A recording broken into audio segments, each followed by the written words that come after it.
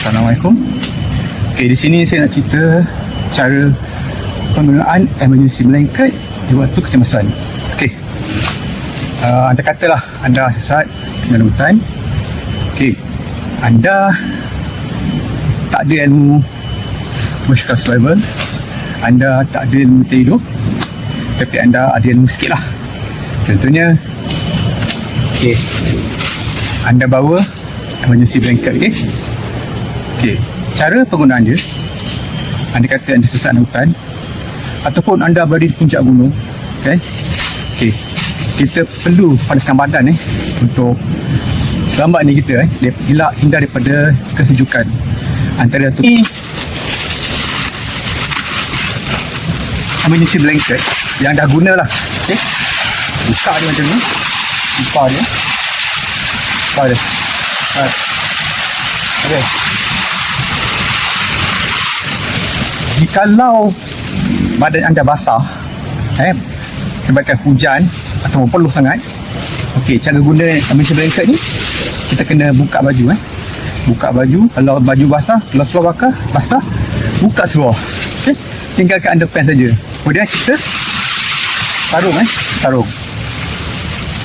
Tapi anda kata baju kering dan seluar kering tak ada masalah, kita terus sarung dan bungkus dia. Right. Okay. Dalam situasi kecemasan survival pula, okay, kita cari pokok. Mana pokok macam ni pokok macam ni yang mudah untuk kita lah menghindar daripada ni lah. Kena tak kata bawa atau apa ni sebagai pelindung lah. Kita ada bawa kemah atau apa. Alright, pertama kita baju dia kita letak alas je, okay. Tapi kena ingat, sebelum kita duduk sini, kita pastikan ini bersih, tak ada binatang berbisa, tak ada serangga berbisa, okay. Tengok, kalau clear, cantik, boleh kita duduk, okay. Alright, gunakan blanket ni, buka dia,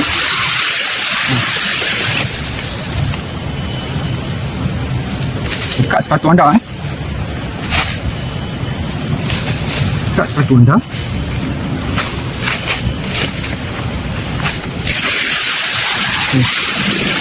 Unduh sikit, taruh.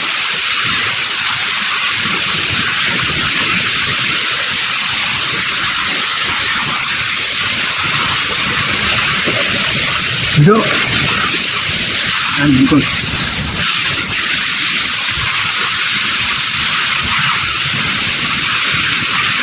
Ini okay, ini kalau hujan pun anda akan basah sebab dia waterproof. Dan kalau anda dalam kesejuk pun, dalam keadaan kesejukan pun dia okey, kena sikit. Kemudian anda akan selamat begini. Dan so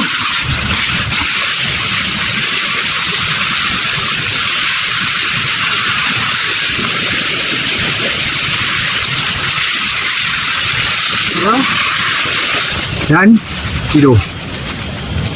Okey, tidur ini. Okey, lebih selamat jika anda ada kayu tombak atau apa, kita buat tombak dan kita berjaga-jaga letak tepi. Alright.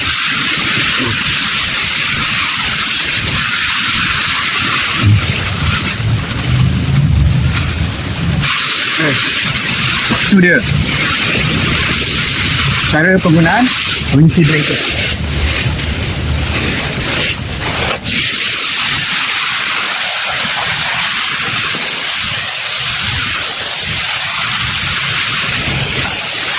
Selain itu,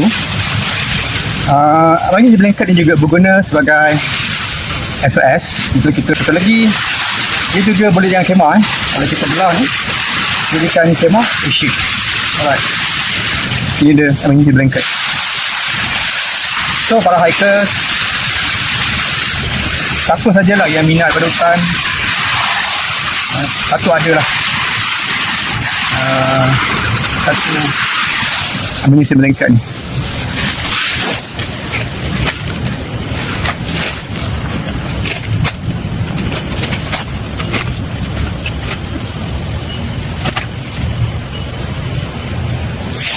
Okey. Terima kasih.